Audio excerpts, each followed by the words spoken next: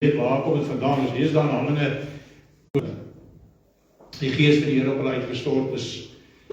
Baie mense stry oor dinge soos die Sabbat en wanneer ons moet kerk hou en sulke tipe dinge. Wanneer dan het Jesus opgestaan uit die dode?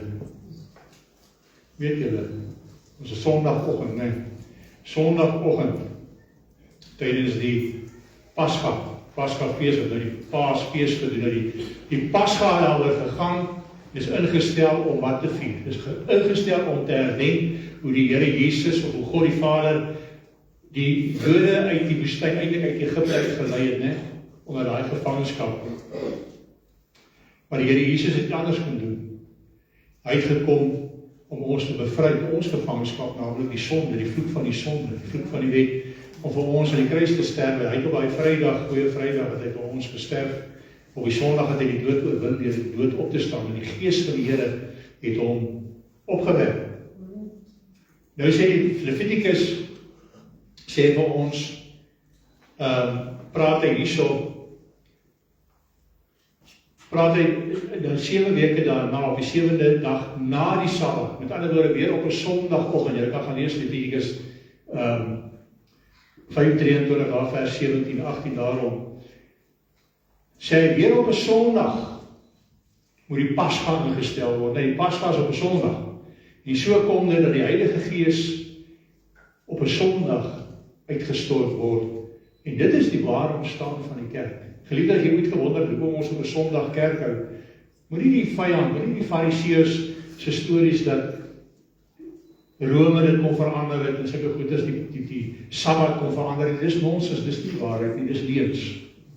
Sabbat is nog steeds, die Sabbat is nog steeds op 'n Saterdag, maar my Sabbat is in Christus, en as jy werklik Christus glo, dan is die Sabbat in hom, in sy bloed, elke dag, gelees gerus maar Hebreërs 4, elke dag, maar die kerk het ontstaan op 'n Sondagoggend, op 'n Pinksteroggend, soos vanoggend, het dit ontstaan, terwyl hulle daar was, daar skielik 'n rukpunt gekom, die Gees het op hulle geval.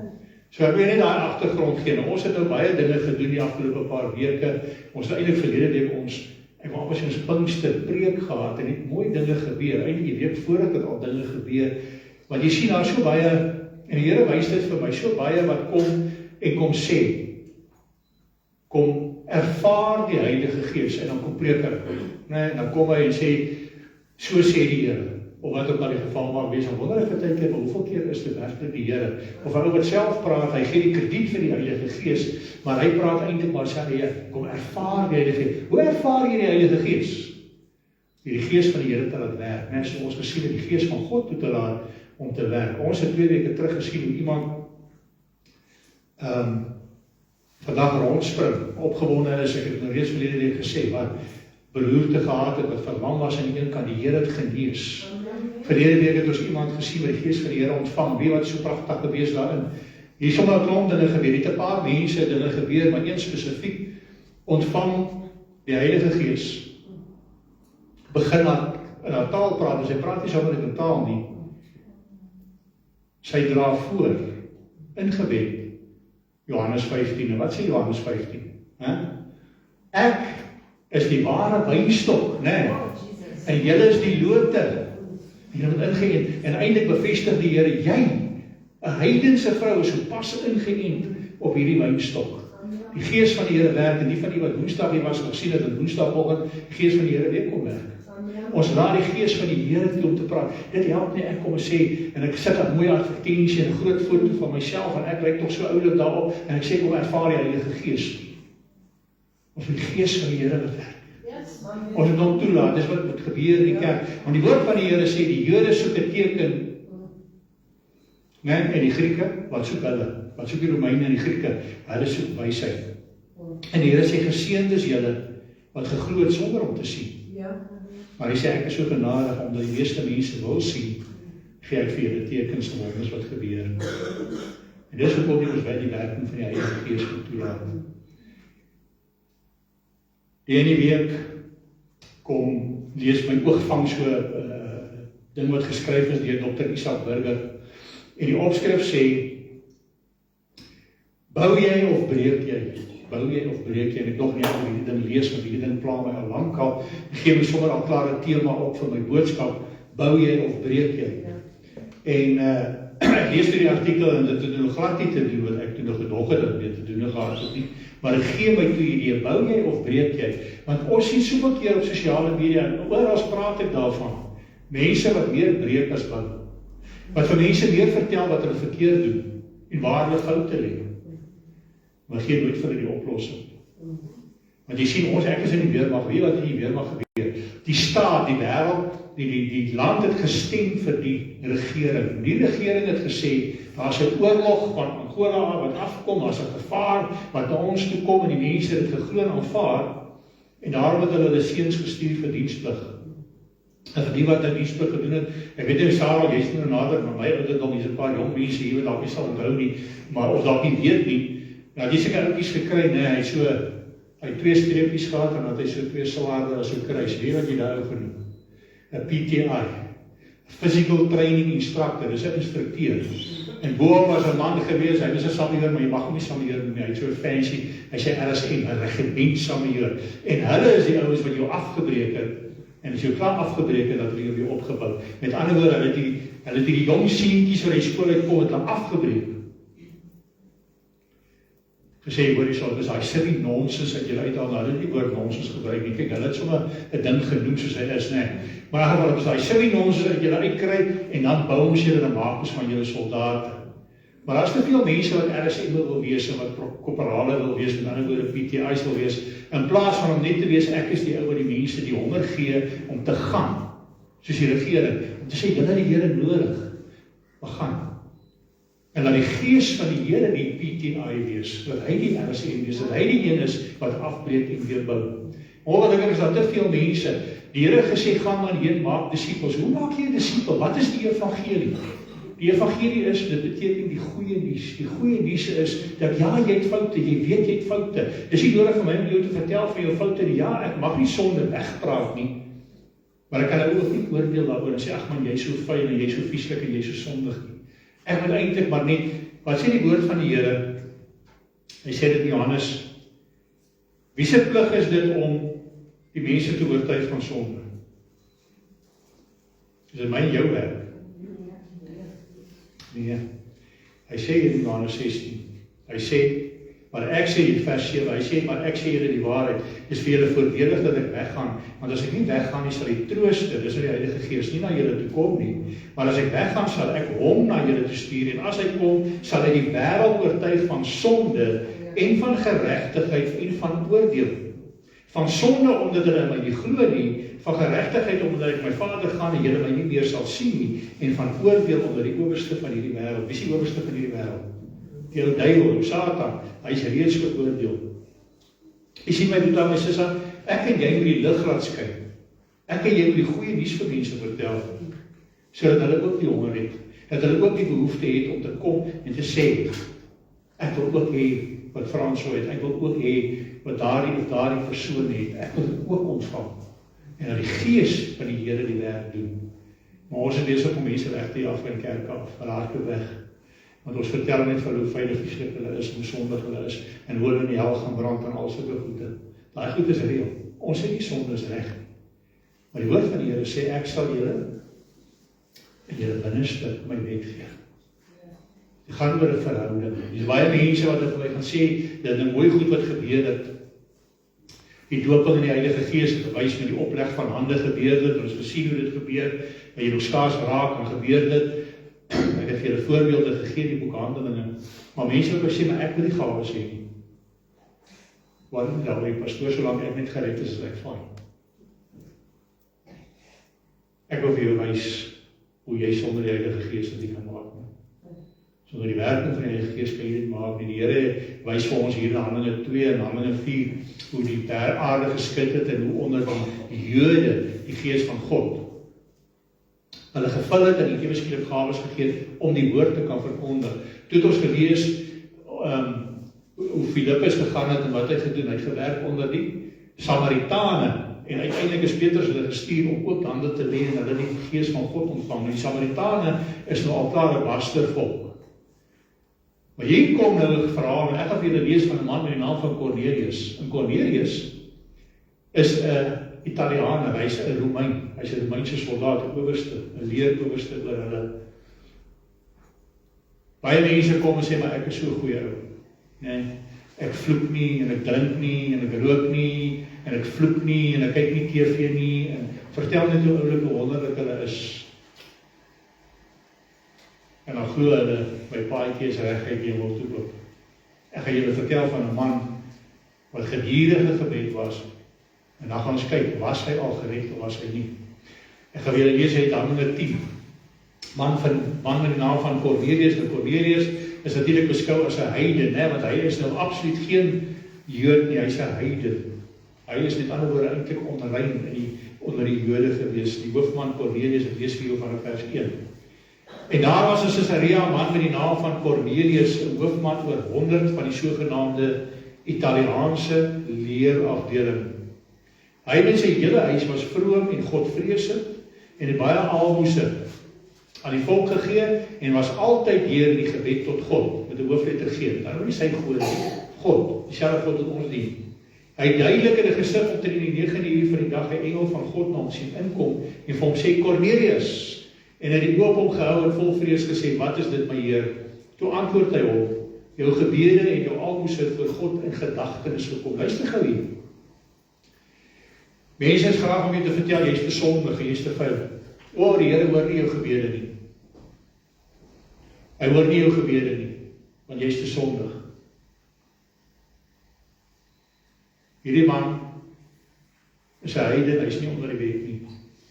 Die Here sê, jou gebede het ek gehoor, en jou aalmoese het ek gesien, en jou aalmoese, die woord van die Here sê in Matteus 6, hy sê, as jy liefdadigheid bewys met jou linkerhand, eers weet wat jou regterhand doen, nee, ons doen dit nie om gesien te word deur mense nie, ons doen dit uit liefde, maar God sien dit, en hier sien die engel vol, die Here het jou gebede gehoor, en jou aalmoese gesien, en hy het dit in sy gedagtenis gehoor, dan sê hy vers 5, stuur dan 'n manne na Joppe, en laat vir Simon haal, wat ook Petrus genoem word.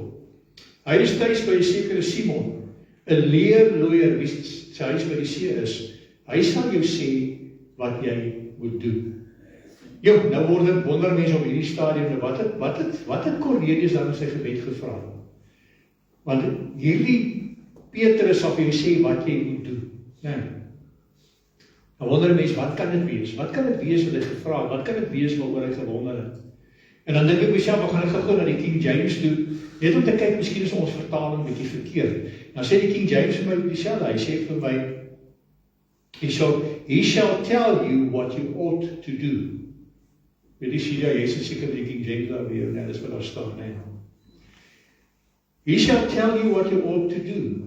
Nou wat se vraag het hy gevra? Nou ek het natuurlik hierdie Jimmy Swaggart se studiebybel, en Jimmy Swaggart het natuurlik oral so hy nou sy aantekeninge gemaak, en hy gee nou eintlik die game nie weg, ek gaan nie nou al die game weggee nie, ek gaan ook so 'n bietjie wag. So onthou maar daai gedagte, hou maar daai gedagte in jou kop, wat is dit wat Cornelius nou eintlik vir God gevra het, wat hy so gebid het, wat hierdie Petrus nou vir hom gaan vertel wat hy moet doen. Goed, hy sê vertel wat hy moet doen, en toe die engel wat met Cornelius gespreek het weg was, roep hy 2 van sy huisbediendes en 'n vroom soldaat van die wat altyd by hom was en vertel hulle alles en stuur hulle na Joppe. Met ander woorde, hy het nou 'n Italiaanse soldaat, 'n Romeinse soldaat en 2 huisbediendes gestuur. Vir hulle vertel en gesê dat hulle na Joppe gaan. Vers 9, en die volgende dag terwyl hulle op die pad was en daar by die stad kom, het Petrus omtrent die 6de uur op die dak geklim om te bid. Die 6de uur is so op die middag 12 uur, né? In ons tyd. En hy het baie honger geword en wou eet, en terwyl hulle besig was om klaar te maak, het daar 'n verrukking van sin oor hom gekom. Met ander woorde, hy het 'n gesig gesien, 'n visioen. Hy sien die hemel geopen en 'n voorwerp soos 'n groot laken na hom afdaal, wat aan die 4 hoeke vasgebind is en op die aarde neergelaat word. Daarom was al die 4-voetige diere van die aarde en die wilde en kruipende diere en die voëls van die hemel. Toe kom daar 'n stem na hom, staan op, Petrus, slag en eet. En Petrus sê, nooit nie, Here, want ek het nooit iets onheiligs of onreins geëet nie.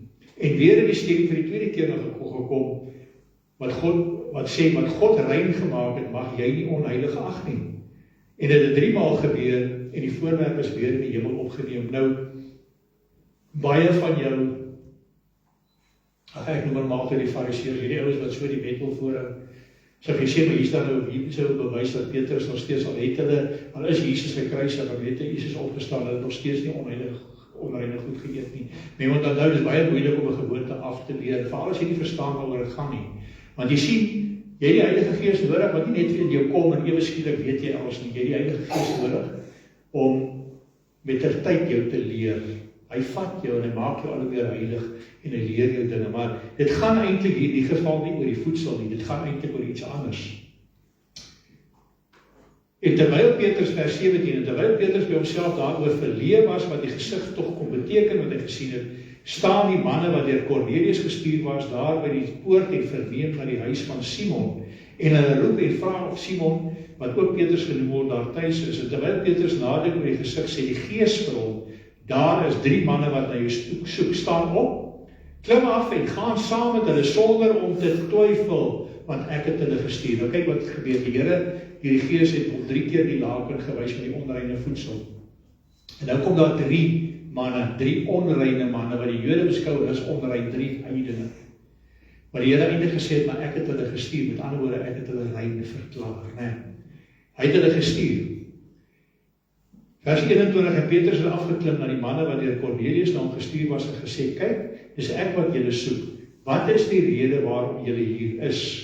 En hy sê Kornelius, 'n hoofman oor 100, 'n regverdige en godvreesende man, wat 'n goeie naam het by die hele Joodse nasie, het 'n goddelike openbaring ontvang deur 'n heilige engel, om u te laat haal na sy huis, om te hoor wat u sal sê. En hy het hulle binne genooi en geherberg, en die volgende dag het Petrus saam met hulle afgereis, en enkele van die broeders uit Joppe het met hom saamgegaan. Met ander woorde, wat doen hy nou? Hy nooi hierdie mense tot in sy huis en hulle oornag by hom. Die dag daarop het hulle in Caesarea aangekom en Cornelius was hulle te wagte en het alreeds sy familie en besondere vriende bymekaar geroep. Toe Petrus dan binnenkom, het Cornelius hom tegemoet gegaan en aan sy voete neergeval en hom hulde bewys. Maar Petrus het hom opgerig en gesê, staan op, ek self ook maar net 'n mens. En onderwyl hy met hom spreek, gaan hy binne en vind baie wat vergader het. En hy sê vir hulle, julle weet dat het ongeoorloof is vir 'n Joodse man om met iemand van 'n ander volk omgang te hê of om te besoek. Maar God het my getoon dat ek geen mens onheilig of onrein mag noem nie. Daarom het ek, toe ek gehaal is, gekom, sonder om teer te spreek, ek vra daarom, wat 'n rede julle my laat haal het. En nou kom vertel Cornelius gou weer vir hom die gesig, dat hy gebid het en dat die engel gesê het, Petrus gaan woorde spreek. Gaan vir hom sê wat hy moet doen. Vers 34, en Petrus het sy mond geopen en gesê, ek sien waarlik dat God geen aannemer van die persoon is nie, maar dat in elke nasie die een wat hom vrees en geregtigheid doen, onwelgevallig is. Kyk hier wat sê, hierdie man en sy familie is nie Jode nie. Hulle is nie onder die wet nie.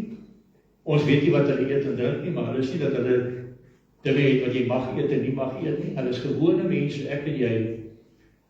En al wat hulle gedoen het, is dat het ons God vrees het, dat het God aangaan vir die Here gesê, wat wil u hê moet ons doen?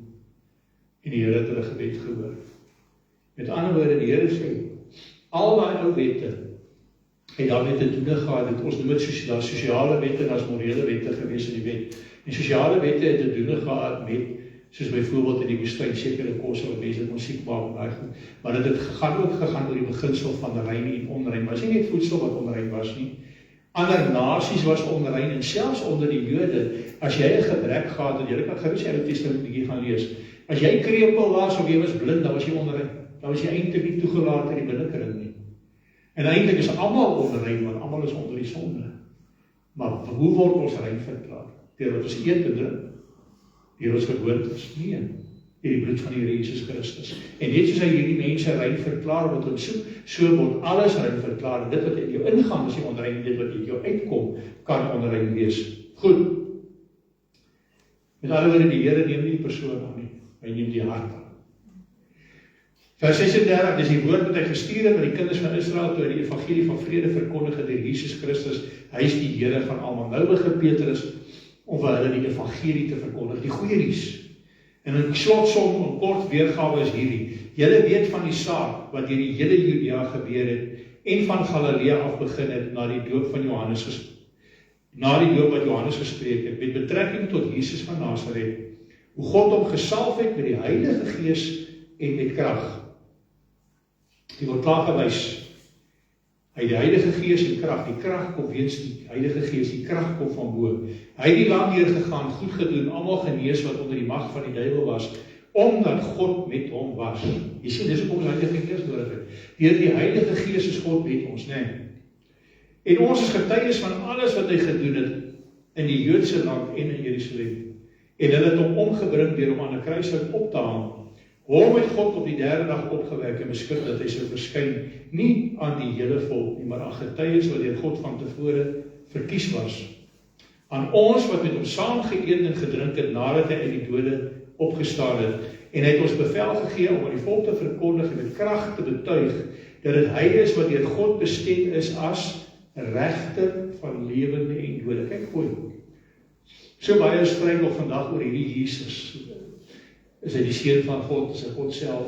Ander was hy man, hy was net 'n profeet. Hier sê hy self, hy is aangestel as regter oor lewende en dode. Hy is die een wat oor jou en oor my besluit. Aangaande hom getuig al die profete dat elkeen wat hom glo vergifnis, elkeen wat hom glo, elkeen wat met hom 'n verhouding het, vergifnis van sondes deur sy naam ontvang. En geliefde, dit gaan nie oor die naam, hier staan hoofletter N, dit gaan oor die persoon agter die naam, né? Ek kan vir jou in die Bybel verskeie Jesusse wys. Ek kan vir jou verskeie Yeshua's wys. Ek kan vir jou baie François wys. Ek kan vir jou baie Ben, mense met die naam van Ben en die vrou is met die naam van Johanna wys, want my pa se naam was Ben en my ma was Johanna. Ek het hom nie sy naam genoem, ek het hom Della genoem, ek dink daar's baie Dellas. Ek het my ma Moeks genoem, ek dink daar's baie Moekse. Maar as ek hulle aangeroep het, hulle geweet wie hulle roep. En ek het geweet dat ek aangeroep en hulle het my geantwoord. Jy sien, oor Jesus Christus gaan het oor die persoon agter die naam. En daardie een wat gesterf het aan die kruis, daardie een wat gekruisig is vir my en vir jou. In sy naam sal jy vergifnis van sondes ontvang. Vers 44, en toe Petrus nog besig was om hierdie woorde te spreek. Kyk wat gebeur hier. Kom ek lees gou eers. Terwyl Petrus nog besig was om hierdie woorde te spreek, het die Heilige Gees op almal geval wat die woord gehoor het. En nou wil ek gou weer sê, ons het nou gelees, het verlede week geleer, dat meeste van die tyd is dit by die opleg van hande. Onthou net, die Heilige Gees is uitgestort, die Heilige Gees, ek het die Gees se stem al gehoor, jare voor ek die dooping ontvang, en jy kan sy stem hoor, hy kan jou aanraak, hy kan baie dinge, in feite is die Heilige Gees wat meeste mense eintlik druk, om te gaan en sê, gaan gee jou hart vir die Here. En soms gebeur dit, dat mense eers die Heilige Gees ontvang, en soos in die geval gebeur, dan word dit daarna gedoop, in ander gevalle word mense gedoop, die Heilige Gees ontvang, ander mense terwyl hulle gedoop word. Jare gelede, 'n man met die naam van Tobin Sondegaard, hy is daar in Brasilië, en hierdie man gee sy hart vir die Here. Maar die man se vrou is bietjie skepties geweest, so die man het besluit, hy sal gedoop word, en die vrou, wat hulle nie van geweet het, sy het 'n geheime gebed gedoen tot die Here, en gesê, Here, as jy vir my 'n teken gee, as jy vir my die teken gee, dan sal ek ook my hart vir die Here gee. En daai man is gedoop in die see, toe hy daar uit die water uitkom, ek het eintlik eers nog 'n video daarvan, toe hy uit die water uitkom, toe sê hy, dit is real, en hy wys so die, en almal kyk op, en daar staan in die wolke, toe 'n vliegtuig, daai wat die sign writings gedoen, in die wolke, en daai wit, 'n vliegtuig op daai tyd, nie toevallig nie, daar geskryf, it is real. Die Gees van die Here. En daardie vrou het gesê, dis haar teken, en sy is gedoop, en toe sy daar uitkom. Toe begin sy die Here loof en prys en in tale praat, ontvang sy die Heilige Gees net daar, op daardie oomblik. Die Gees gaan soos hy goed doen. En hier in Cornelius is dit 'n geval, hy is nog nie gedoop en niks nie, maar omdat hulle ontvanklike harte gehad het, omdat op daai oomblik gereed was, ek sê, ons is gereed om die Heilige Gees te ontvang. Toe kom die Gees op hulle, en hoe weet hulle dit? Want die Gees doen dit altyd met 'n teken. Ek wil vir jou sê, moenie gaan en sommer enige storie glo nie. Ek sê nie jy gaan altyd in tale praat nie, maar daar's altyd 'n teken. Jy sal weet, daar's 'n manifestasie, daar's iets wat gebeur. Party mense lag, party mense huil, party mense val, party mense bly staan. Ag, daar's soveel dinge wat gebeur, maar daar's definitief 'n teken. Hy sê, en die gelowiges uit die besnydenis, dis nou die Jode wat saam met Petrus gegaan het, almal wat saam met Petrus gekom het, was verbaas dat die gawe van die Heilige Gees ook op die heidene uitgestort is. Want hulle het gehoor hoe hulle in tale spreek en God se naam groot maak. Dis die teken. En my vraag by u is, hierdie manne het nie gekom en vroue gekom en gestaan, die voorgestaan en sê, ek wil nou hierdie Heilige Gees ontvang nie. die Gees van die Here in hulle harte gesien. Nou, hoekom sal die Gees van die Here, hoekom sal hulle gedoop word met die Heilige Gees, as dit nie nodig is om gedoop te word wees met die Heilige Gees? Daai vraag moet jy vir jouself gaan uitsorteer, maar ek wil vir jou sê, ek ondervind dat jy kan nie, want ons moet die pad van heiligmaking loop. Iemand het die dag genoem, ja nee man, maar ons moet dit heilig maak, en sonder heiligmaking sal jy God nie sien nie, en is heeltemal reg. Dis presies wat staan in Hebreërs 12 vers 14, sonder heiligmaking sal jy God nie sien nie, maar die mense dink ek word heilig deur my goeie dade, of deur die wet te gaan hou, of deur uit my eie uitkrag, nee. Net so dat jou ma en jou pa jou opvoed, nadat jy gebore is, voed hulle jou op, en hulle voer jou melkies, en later vaste kos, is dit presies wat gebeur. Die oomblik as jy werklik weer gebore is, dan jy behoefte om die Heilige Gees te ontvang. En hy sal in jou kom woon as jy werklik wil hê. En hy is jou ma en jou pa. Hy is die een wat jou hart verander, wat die harde hart uithaal en die sagte hart insit. Dit gaan oor 'n verhouding. Ek gebruik die voorbeeld baie as hulle vanmôre weer gebruik. Dit help nie, jy is getroud met 'n vrou, as jy 'n man is, of jy is 'n vrou wat met 'n man getroud is, en jy is getroud vir die voordele. Nie uit 'n verhouding, nie uit liefde nie, die voordele. Dan gaan jy 'n klomp reëls moet volg. Maar jy dit nie graag wil volg, jy moet volg, want jy wil getroud bly, nee. Want ek wil die voordele hê. Maar as jy lief is vir mekaar, dan doen jy dit uit liefde, dan wil jy dit doen. Dan het jy nie geskrewe reëls nodig, jy wil dit doen. En dis wat gebeur, en dit is wat hierdie wetshouers en hierdie fariseërs, dit wat hulle nie verstaan nie. Hulle verstaan nie die ding van die verhouding nie. Dis 'n klomp moeds en moenies uit jou eie uit. Dis nie dit werk nie. Die Here sê ek kom woon in jou. Jeremia 31, Hebreërs 8, ek kom woon in jou en ek gaan in jou hart my wet kom opteken. Jy sal weet uit liefdesverhouding. Met ander woorde, nou gaan jy dinge wil doen omdat ek die Here liefhet, wil ek hom behaag. Ek wil jy moet gelukkig wees. Dit gaan nie meer oor hemel en hel nie. Dit gaan oor ek wil hom nie bedroef nie. Ek wil hom gelukkig hê. Maar kyk wat gebeur nou. Hulle die Heilige Gees ontvang. Jy kan sê, dis kry, dis mis genoeg. Toe het Petrus begin spreek. Niemand kan tog die water weer dat hierdie mense wat net soos ons die Heilige Gees ontvang het, nie gedoop word nie. Geliefde, ek wil vir julle gou sê, daar's baie argumente ook oor dit. Ag, is dit nou nodig? Is dit nou nie nodig? Ek wil sê dit is nodig. Die Bybel sê so. Moenie vir my kom met daai storie van ja, die man aan die kruis. Die man aan die kruis was nog onder die wet. Die doop van Christus was nog nie daar nie. En so is daar baie ander mense wat weer sterf of wat ook al. Met ander woorde, net soos hy sê, wie kan die water weer? Hier is water. Net voor dit het Filippus gegaan en daar's 'n man in Ethiopië hier na Boekhandelinge en hy het gegaan en hierdie man vertel ook die evangelie vir hom. En toe hy by water kom, te sê die man, hier's water, wat verhinder my om gedoop te word? Toe sê Filippus vir hom, as jy glo, se gedoop, en hy's net daar gedoop. Met ander woorde, die enigste verskoning om nie deur die doopwater te gaan nie. Hoor vir my vandag. Wat ek vir vandag sê is die waarheid. Die enigste verskoning is, die geleentheid was nie daar nie. Hoor my mooi. Met ander woorde, 'n ou wat op sy sterfbed lê, is die geleentheid nie daar nie. 'n Ou wat voor 'n kar ontrap, sy hart vir die Here gegee, of wat ook al, is nie daar nie. Of as daar nie water is, of daar's nie 'n geleentheid nie. Maar as die geleentheid daar is en jy daar verby gaan, gaan jy nie gaan antwoord gee eendag. Petrus het hier ook gesê, dis nodig dat hulle gedoop word. En hy beveel dat hulle gedoop moet word in die naam van die Here, en toe daarop gevra om nog 'n paar dae te bly. Ja, Handelinge 11 vers 1, en die apostels en die broeders wat in Judea was, het gehoor dat die heidene ook die woord van God aangeneem het, en toe Petrus opgaan na Jerusalem, het die wat uit die besnydenis was met hom gedwis en gesê, by onbesneede manne het jy in die huis gegaan en saam met hulle geëet. Kyk net wat gebeur nou. Hulle baklei met hom, want hulle sê, jy kan maar net sowel vark geëet het. Jy kan maar net sowel onreine kos geëet het, want jy saam met onreine mense geëet. Dis dieselfde ding. En nou verduidelik hy vir hulle en sê, nee. Dit wat die Here rein verklaar het, is nie rein, en hy vertel vir hulle die storie van hoe die Here vir hom gewys het van die laak, en hoe die Here gesê het, ek maak, en hoe die Here hom gesê het, jy moet gaan. En dan lees ek hier, en nou kom die antwoord, né? Ek het julle gesê, waarvoor het Kornelius gevra? Hier kom die antwoord, nou kom dit bietjie duideliker. Hy sê vers 12, en die Gees van die Here het gesê dat ek saam met hulle moet gaan sonder om te twyfel, en saam met my ook hierdie 6 broeders gegaan, en ons het in die huis van die man ingegaan. Luister nou mooi, en hy het ons vertel hoe hy die engel in sy huis sien staan het, en vir hom sê, stuur manne na Joppe en laat vir Simon haal, wat ook Petrus genoem word. Hy sal woorde tot jou spreek, waardeur jy en jou hele huis gered sal word. Jy sien, dit is die vraag wat die man gevra het in gebed. Hy het gesê, Here, ons glo nie, hy het met God die Vader gebid.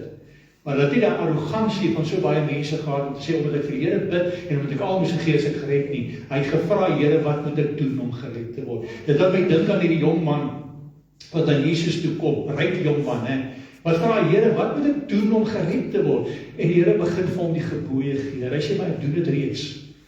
En die man sê, wat wil ek nog doen? En die Here sê, wat sê hy? Hy sê, vergeet van die gebooie.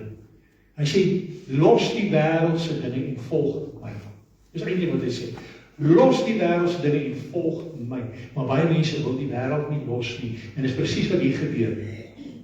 Hy vra, wat moet ek doen om gered te word? En eintlik kom vertel Petrus vir hom van wat Jesus gedoen het. En jy moet dit net glo en jy moet dit aanvaar. Dan sal jy gered word. Dan sal jy gered. Here, wegblij van godsdienst af mense. Weet jy wat is godsdienst? Dis wanneer fariseërs vir allerlei nonsens vertel. Here, by Jesus uitkom. Dit gaan oor 'n verhouding met Jesus. 'n Verhouding. En daarom gaan ek nou weer, ek gaan tot gebed oorgaan en ek gaan vra hierdie tekens hierdie nagmaal vir ons geseën word. Maar as ons amen sê, dan gaan ek weer, dan ons amen sê, dan gaan die kamera afgesit word. En dan gaan ek weer geleentheid gee. Gaan weer geleentheid gee, soos verlede week. As daar iemand is, as jy nou reeds die Gees van die Here ontvang het, die Here dan, dit is nie nodig om elke keer uit te kom, maar is ook nie nodig om te sit. As die Gees van die Here kan jou oppoes en sê, jy het nodig om voor te wees. Jy het 'n kwessie, of jy sit met onvergifnis, of jy sit met een of ander iets wat 'n blokkasie is, dan is het nodig om uit te kom, dat ons jou moet dien. Dan is het nodig om uit te kom. En as ons daar klaar is, dan sal ons die nagmaal hou. Ek wil vir die Facebook en die YouTube kykers sê, baie dankie dat julle by ons kyk, dankie dat julle by ons inval, omdat julle belangstelling so aan. Ek wil vir julle sê, julle mis ongelukkig baie dinge gebeur wanneer ons die kamera afsit. En maar as julle ons volk ryk, vra net dat julle ook sal belê in hierdie bediening van ons. Want dinge kos ons maar geld, dis nie voorwaarde nie, maar dinge kos ons hou, probeer maar kop bewater en maar asseblief kom, maar as het net is om het gerieflik is, en jy bly miskien iewers naby, julle mis so baie as julle nie fisies self hier is nie. Julle gaan so baie hê, maar kom ons gaan tot gebed, en as ek amen sê, dan sal ons die kamera afsit, dan gaan ek verder aan. Kom ons bid saam. Dierbare Vader, ek wil vir baie dankie sê. Dankie dat Jesus Christus vir ons gesterf het in die kruis. En dankie Here dat ons in sy naam mag bid, soos hy sê in Johannes 14, bid in my naam en ek sal doen, sê die Vader en die Seun verheerlik sal word. Dankie Here vir die aanraking van die Heilige Gees, en ek het begin gevoel het wat ek nou ook nie so voel. Here, baie dankie vir dit wat U ons gedoen het. Here, ek vra dat U hierdie voedsel sal seën wat ons gaan eet, die drank wat ons gaan drink. Ons het die navraag daaroor gedoen, die woord van die Here sê, ons het nie nodig om navraag te doen oor waar dit vandaan kom nie. Dis net, as ons weet, is aan afgode geoffer, dan moet ons dit nie inneem nie, en ons weet nie so ietsie. Daarom vra ons Here dat U hierdie broodjies, hierdie koekies sal seën, en hierdie druiwesap sal seën, Here. En dat dit waarlik spys sal wees, wanneer dit in ons liggame kom, dat ons verkoop sal word, en verruk sal word, en bewus sal wees van die teenwoordigheid van die Here in ons in Hom. En dat ons hierdie bloed drink, hierdie wyn drink, die Here ons bewus sal wees, en jy sal voel hoe ons sondes van ons afgewas word, hoe ons skoon gewas word. Here, maar ons sal besef waaroor dit gaan, dat dit nie sommer net 'n gebruik is wat ons ligtelik moet opneem nie, dat dit iets is wat ons werklik wat waarde het, en dat ons daai waarde sal eer, Here. Daarom vra ek ook dat U elke hand sal seën wat dit voorberei het, en elke liggaam sal seën wat dit inneem. Ons bid dit in Jesus se kosbare naam. Amen en amen. Geliefdes,